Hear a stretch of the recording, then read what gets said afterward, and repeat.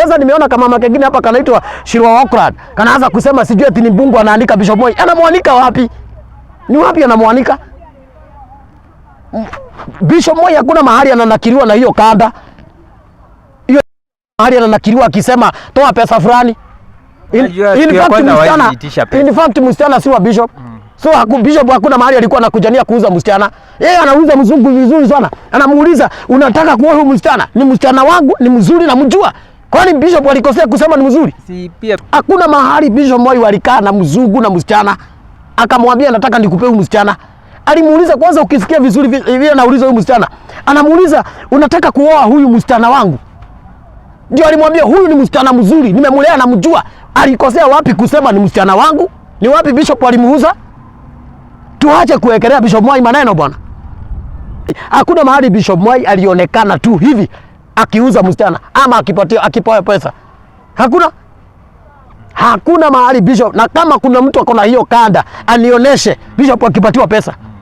Inabidi tukiwa na mavans turudi tena kwa video. Nisikia hii mama anaitwa Okrad akisema sijui ati huyo msichana ni ati huyo mama ni pastor.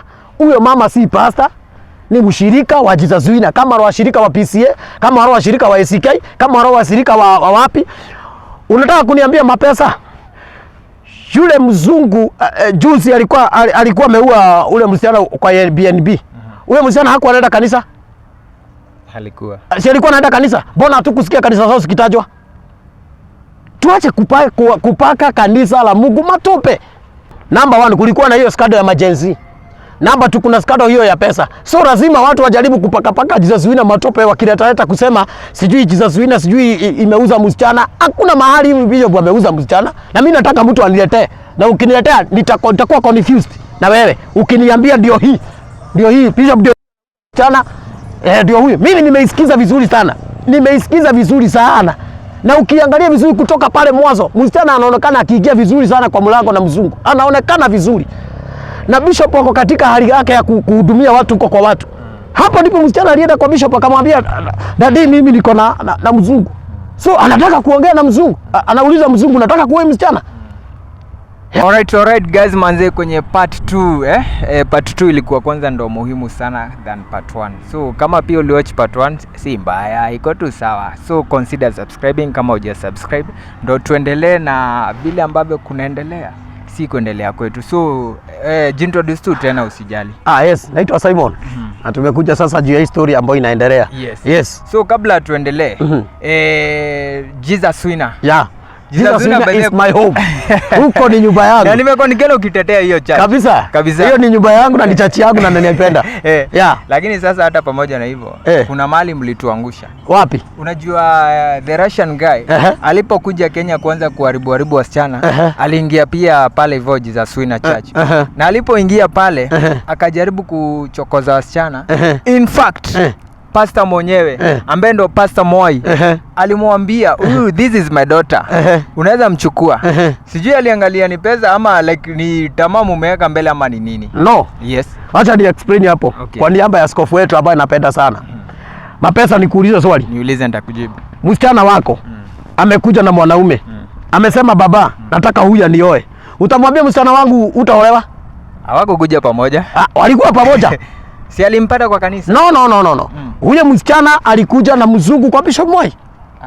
So Bishop Moi akaona msichana na msichana ndiye alienda kwa Bishop kumwambia niko na mani pale, nataka kunioa. So Bishop hangeambia msichana ya kwamba usiolewe na huyu mzungu. Lakini saa hii mapesa acha tuongee ukweli. Wasichana wa siku hizi kuambia wachana na mtu fulani. Kitu kwanza huyu mtu anaweza hata kujinyonga. Imagine Bishop amemwambia wachana huyu msichana, wachana huyu mzungu na msichana ameanguka na mzungu. Ina maana tungekuwa tunaenda kuzika huyo msichana. Hebu nikuulize hivi. Unajua introduction, rudi nyuma kidogo. Unajua introduction haifanyiki pale kwa kiti. Huwa mnaitwa pale hivyo mbele na tunaonyeshwa kuwa hawa ndio fulani. Unaona? Lakini sasa pale kwenye ile video tuliangalia tukaona Pastor mwenyewe ametoka kule mbele kwa madhabahu, amekuja mpaka huku hivi karibu nyuma. Hapana, hamujaona hiyo video vizuri. Hiyo ndio nataka kukosoa sasa. Ndio nataka kukosoa. Bishop alikuwa katika shughuli zake za kuhudumia watu. Ukiangalia hiyo video vizuri, hata hayuko kwa madhabahu. ako huko kwa washirika katikati akihudumia watu. Ende uangalie vizuri, ako huko kwa watu akihudumia watu. Na hapo ndipo, hebu kitu kingine nikwambie mapesa. Niambie. Bishop Mwai hauwezi kumkaribia vile unafikiria. Unanielewa? Uwezi enda kumkaribia vile unafikiria. Labda umuone hapo wakati anahudumia watu. Labda umuone wakati anahudumia watu. Hakuna mahali Bishop Mwai walikaa na mzungu na msichana akamwambia nataka nikupe huyu msichana. Alimuuliza kwanza, ukisikia vizuri vile anauliza huyu msichana, anamuuliza unataka kuoa huyu msichana wangu? Ndio alimwambia huyu ni msichana mzuri, nimemlea na mjua. Alikosea wapi kusema ni msichana wangu? Ni wapi Bishop alimuuza? Tuache kuwekelea Bishop Mwai maneno bwana. Hiyo ni maneno anaekelewa. Alimuuliza vizuri. Wewe usikize hiyo video vizuri. Anamuuliza, wewe mzungu unataka kuoa huyu msichana? Unanielewa? Ndivyo alimuuliza. Akamwambia ni msichana mzuri na mjua. Ni msichana najua ni wangu, ni wa hapa. So kama unataka kuona hakuna shida. Hebu nikuulize. Kwa hii kanisa yenu Jesus Winner. Introduction huwa mnafanya hivyo ile kwenda pale mbele. Sababu unajua kama mimi kutokana na maoni yangu naona pengine Bishop aliangalia akaona hapa kuna opportunity. Huyu mzungu anakaa kuwa na pesa sana. Until yeye mwenyewe akaona wacha nitoke pale hivyo kwa madhabahu nijilete mimi mwenyewe mpaka huku nyuma. Kama ni Wakenya wengine mbona kuwafanyia hivyo walifanya tu. Nikwambie kitu. Okay. Ina trade juu ya mzungu. So mzungu alikuwa katika mission yake. Unanielewa? Alikuwa katika mission yake ya kutafuta wasichana. Mapesa wacha tuongee ukweli. Roho wa Mungu haongeagi vitu ovyo ovyo. Hiyo ni mambo ya kidunia na ana mambo. Akona haja na mioyo ile inamtaka na inampenda. So Bishop Mwai yeye hakuwa na haja kushinda kuangalia sijui huyu anataka kuwa huyu ama anataka kuwa huyu. Isitoshe mimi nakuambia na nakuhakikishia Bishop wakati alianza kuongea na huyu mzungu, in fact alikuwa ameshahudumia watu wote kanisani. Alikuwa ameshahudumia, alikuwa anaendelea na huduma zake. So hakuna mahali waliinterviana na mzungu. Ni msichana alienda kumwambia nataka huyu mzungu. Na akamuona sasa Bishop ndio aliacha kuhudumia wengine, akaangalia. Ni kama vile unaweza kuja kwangu mimi ni pastor. Ukuje uniambie pastor, mimi nimepata msichana. Nataka kuoa msichana. Kama pastor lazima nikuulize maswali. Nikuulize mapesa. Unataka kuoa huyu msichana? Ni msichana wangu namjua. Lakini kulingana na ile kicheko na ile furaha yenye Bishop Mwai alikuwa nayo, ilikuwa inaonyesha ni kama ni ya pesa. Pia pastor mwenyewe alikuwa ameona kuna opportunity hapa ya. Kwani wewe na wewe mapesa kwani hapo kulikuwa na mazishi? Unataka kuuliza swali hiyo ilikuwa mazishi? Hapana. Kwa Bishop Mwai alikuwa anaongea na yeye akiwa na huzuni ya nini? Unajua kuna kuongea kawaida sisi tunajua wa Kenya na kuna ile yenye ukiangalia ukiona hapa kuna pesa. Kama for example vile Ruto akikuja kwa hiyo kanisa unaonanga ile. Hebu nikuulize mapesa. Okay. Nikuulize mapesa swali. Hata unaniuliza maswali. Hata tutashadi kuuliza maswali. Tuendelee. Hasa roho yake ni ya kila mtu. Pasa hafai kuoneshana sura ya ubaya. So hakienda kuoneshana sura ya kuoneshana ni kama yeye hataki. Yeye ni mtu kama wale watu wengine, ni mtu anachuka roho. So lazima angechuka roho either ni ya mzungu ama ni ya msichana. Na nimekwambia the heart ya Bishop ni kulilia huyu msichana. Hakuna kitu kingine Bishop alikuwa naye. Ni vile unaweza kuja. Na sisi kwanza kanisa yetu tukiona mtu mgeni tunamkaribishaka na furaha sana. Na furaha sana. Sasa unaona hiyo kanisa limejaa watu. Juu sisi tunapenda kila mtu, tunakuchukua vile ulivyo, ila uko na pesa ama una tunakuchukua hivyo. So hakuna mahali Bishop anakujania na hiyo video. Kwanza nimeona kama mama kingine hapa kanaitwa Shirwa Okrad. Kanaanza kusema sijui eti ni Mbungu anaandika Bishop Mwai. Anamwanika wapi? Ni wapi anamwanika? Bishop Mwai hakuna mahali ananakiliwa na hiyo kanda. Hiyo mahali ananakiliwa akisema toa pesa fulani. In fact msichana si wa Bishop. So Bishop hakuna mahali alikuwa anakujania kuuza msichana. Yeye anauza mzungu vizuri sana. Anamuuliza unataka kuoa huyu msichana? Ni msichana wangu, ni mzuri namjua. Kwani Bishop alikosea kusema ni mzuri? Si Bishop anataka at least kanisa ionekane iko na wazungu pia. Kuna wengi hata wenye hawaoneshanagwi. Sio huyo peke yake. Kuna wengi wanakujanga hata wengine hawaoneshi na kamera. Wengi si huyo wa kwanza kuja Jesus Winner. Ni wengi hata mabilionea. In fact hata huyu jamaa sijui anaitwa nani huyu wa mpira. Sijui anaitwa nani huyu. Sijui ni Ronaldo ama ni nani. Juzi alikuwa amekuja hapo.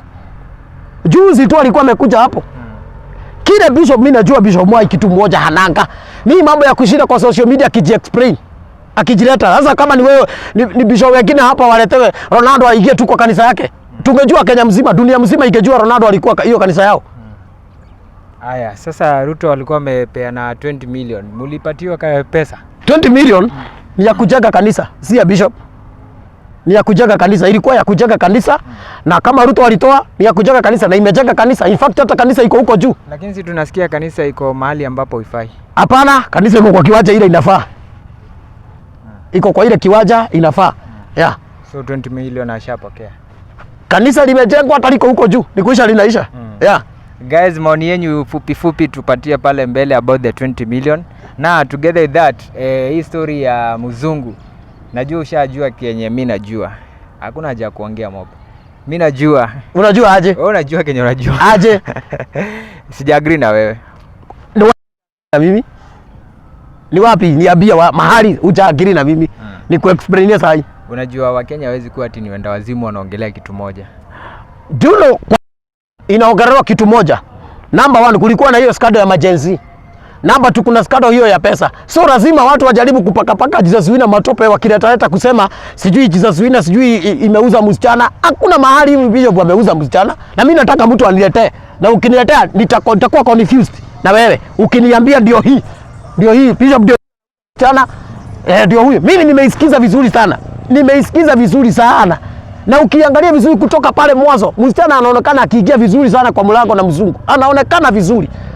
Na bishop wako katika hali yake ya kuhudumia watu kwa watu.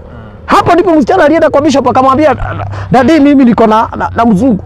So anataka kuongea na mzungu. Anauliza mzungu nataka kuoa msichana. Ya hakuna mahali bishop ameuza msichana. Ya washirika wenyu. Washirika wenyu ndio wanapatikana kwenye kanda za ni wangapi? Lakini si pia most of the videos zinafanyika hapo karibu na mlango ya kanisa yenu. Si karibu na mlango. Yule mama tulimuona ameshika mtoto.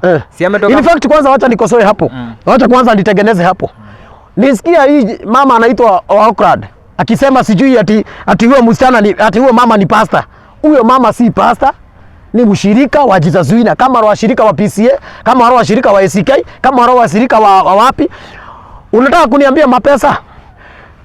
Yule mzungu juzi alikuwa ameua ule msichana kwa Airbnb. Ule msichana hakuwa anaenda kanisa? Alikuwa. Si alikuwa anaenda kanisa? Mbona hatukusikia kanisa zao zikitajwa? Tuache kupaka kanisa la Mungu matope. Juu kuna mtu anataka kuonekana ako na like mingi, anataka kuonekana ako na followers mingi, kuna mtu anataka kuonekana amefuatwa. Tuache kupaka kanisa matope. Hiyo ni kanisa la Mungu tunapaka matope. Ya hakuna mahali mimi natetea Bishop Moi. Hakuna mahali Bishop Moi alionekana tu hivi akiuza msichana ama akipewa pesa. Hakuna mahali Bishop, na kama kuna mtu akona hiyo kanda anionyeshe Bishop akipatiwa pesa. Inabidi tukiwa na mafans turudi tena kwa video. Turudi pale kwa ile video tuangalie kama tutaona. Tuiangalie vizuri. Alafu turudi hapa chini kwenye comment section. Tuandike maoni yetu. Na wakicomment nitafute tena, unajua kwenye utanipata. Ndio hiyo. Kuja niwajibu. Bana. Mimi niko hapa mtetezi wa Jesus Winner. So guys, hata mimi nasikia ngani nimeokoka by the way. Si vizuri kuchafulia kanisa jina. Kuongea tu ukweli, acha ukweli itwe ukweli na ubai na ubaya ito ni ubaya. Ubaya ito ubaya, si ndio? So by the way, wakati tuna joke, by the way, tusijoke na mambo ya Mungu. Let's joke with other things, lakini mambo ya Mungu tuache tu. Tafadhali na waomba. So guys, kama huja subscribe, consider subscribing. Until next time.